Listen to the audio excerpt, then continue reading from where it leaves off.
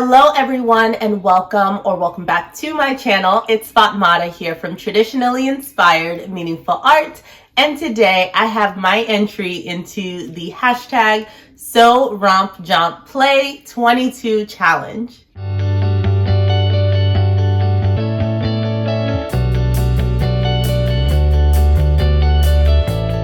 Children are at play in the background. You're welcome. So if at any points you hear them, send some positive vibes my way, okay? Also, today what I'm wearing, this is a self-drafted dress that I made back in 2020. On my Instagram, I have an entire reel. I think it's called like the striped dress. It was phenomenal. I made my own piping throughout this make, and it was completely self-drafted. As I mentioned, I was inspired by a dress that one of my friends had on, and I thought it was fabulous, and I made my own. This fabric is a bubble gauze or double gauze from Joann Fabrics. I've seen this around quite a bit. I think they still have it in stock, so definitely if you're interested, you can try and get your hands on this. But it's super comfy, and on these fall days with this sort of shade and just the warmth of it, it's great. So I really love this dress. Now, if you are a huge fan of the romper, the jumpsuit, the play suit, the overalls, please, this is the challenge for you. It's been running since the end of September and all October long. October 26th happens to be National Jumpsuit Day and also National Overalls Day. Little known fact possibly, but V from 85th and Wade, she knew. And she's bringing together the whole sewing community so that we can get together and celebrate said national holiday by showing off our very own jumpsuits, rompers, play suits, overalls, however you categorize them. So that if you've ever wanted to make a jumpsuit, haven't had the chance to do so already, you'll get some inspiration and hopefully see them on a variety of bodies to see which one would be the best for you. In order to participate, very simple, make a jumpsuit. So make something up this month and post it over on Instagram on October 26th. So that is the National Jumpsuit Day. You want to be sure to actually tag V. So at 85th and Wade over on Instagram, and also use the hashtag Sew Romp Jump Play 22, and that's how you'll be entered. I'm really excited to support B. She's awesome and has been just a wonderful support here on this channel and just a wonderful friend online. So it's been really nice to be able to see all of the amazing collaborators that are sharing throughout this month as well. So after you watch this video, please go ahead and check out some of the other creators who are also sharing videos for inspiration and also maybe some finished makes today. And there will be some additional videos throughout the rest of the month as well. I will be linking to V's introductory video so that you can hear all about her inspiration and her love affair with jumpsuits. Now, to talk about my experiences with jumpsuits, I have to take it back to 2021. So one of the first couple of videos that I have on this channel related to sewing were actually my black and white collection, and that was like my baby. One of the pieces that I actually made was a black jumpsuit, and that was a mashup of my self-drafted bodice block, which I then hacked to do like a V-neck, and I added onto the bottom of that these see and sew pattern, like pant patterns. That was the only store-bought pattern that I had ever used to that point, which was really exciting. So I hacked the top bodice and like sort of measured how far down that went so that it could meet up with the pants, so that the rise and all of that, I would have the right amount of ease. And that was really nice. It worked out well. I had this like crossover, tie feature with it, and hopefully I'll be able to insert some clips of that jumpsuit. I actually could not find it when I was trying to record this, so I don't know if I've given that away or if I'm just really good at packing up clothes. I don't know where it is. So I hope that I find it, or that whoever I gifted it to loves it, because if I gave it away, like, why? I don't recall. I don't know. Then moving on, in this year's Make 9 challenge, I actually had a jumpsuit pattern on it. It's a vintage jumpsuit pattern that I had found, and that is Simplicity 6268. So it's this baby right here. And what I liked about it when I picked it up, and I think I mentioned this, is that it sort of gave me similar design lines of the Zadie jumpsuit, because it has this like crossover, the V-neck, and then it kind of crosses over here. Now, instead of ties, it then had a button. I did not realize how gigantic and oversized this was going to come out. I just know that this garment swallowed me whole. It was not a good fit. The rise was all the way down mid-thigh length, approaching my knees. It was awful. It was this beautiful, almost cerulean blue ponte knit that I had found at G Street Fabrics. And I was just really frustrated with trying to make this. So as it stands now, after wearing it and seeing that it was not going to work, I actually did cut into it. I gave myself the opportunity to see if I can make it work. And wouldn't you know, I used the Zadie jumpsuit as my inspiration. I noticed that they had pleats in the Zadie jumpsuit, the top and bottom it seemed. This also had pockets, so that was another thing that added a bit of bulk. I reduced the rise significantly. I went ahead and added a tie to give it some more shaping and cinching.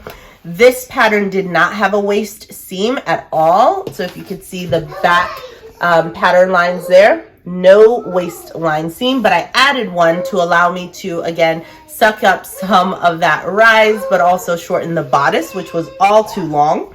And that seemed to put a bit more fitting.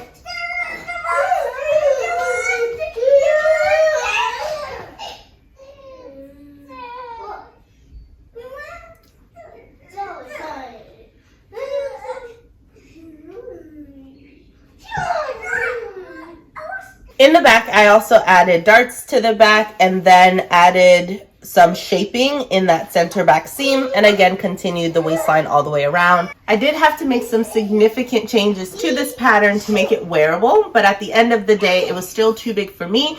My sister had tried it on and I think it's a better fit for her, so I just need to go ahead and finish this up. And V, you're giving me the motivation with this challenge. I hope to finish this and actually get it to my sister for her birthday at the end of this month, so wish me luck. So with all of the work and inspiration to turn this simplicity, this vintage simplicity pattern and get it to look like the Zadie, well, I thought to myself, who are you kidding? Just make the Zadie. I've heard so much about the Zadie jumpsuit in the sewing community.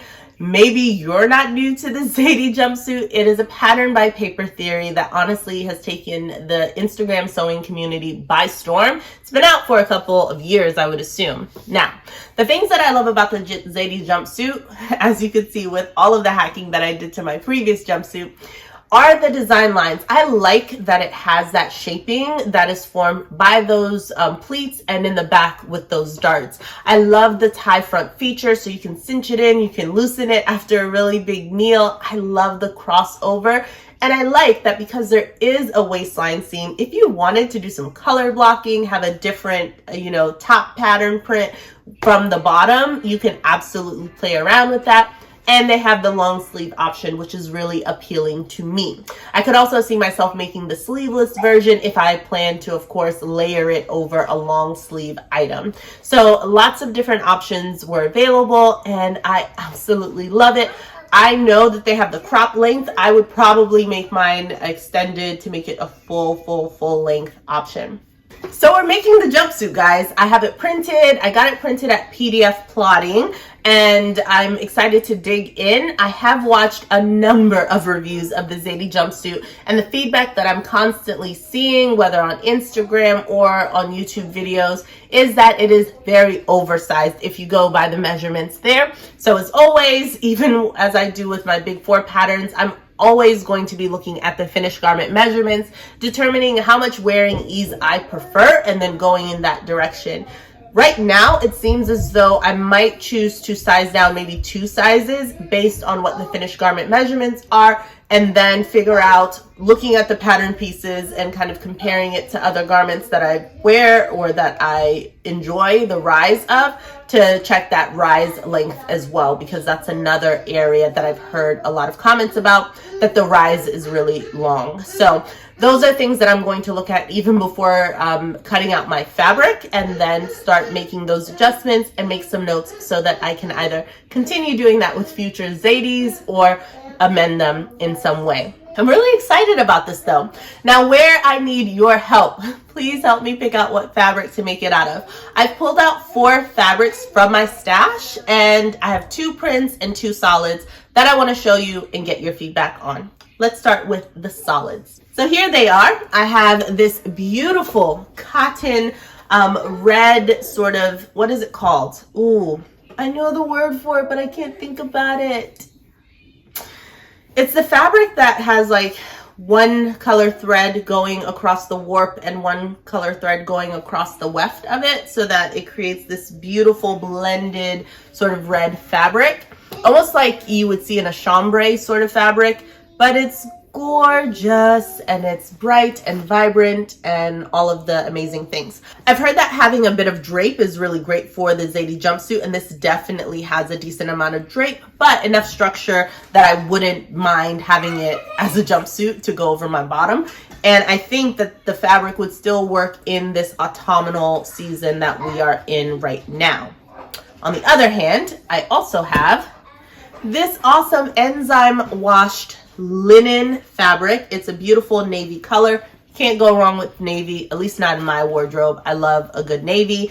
Because it's enzyme washed, I mean, the drape on this is incredible. It has this awesome slubby texture to it, and I just feel like it's going to be super cozy to wear. I think this would be awesome in this fabric. I could see this being a year-round wear, right? Because I could wear a navy linen jumpsuit at any point of the year.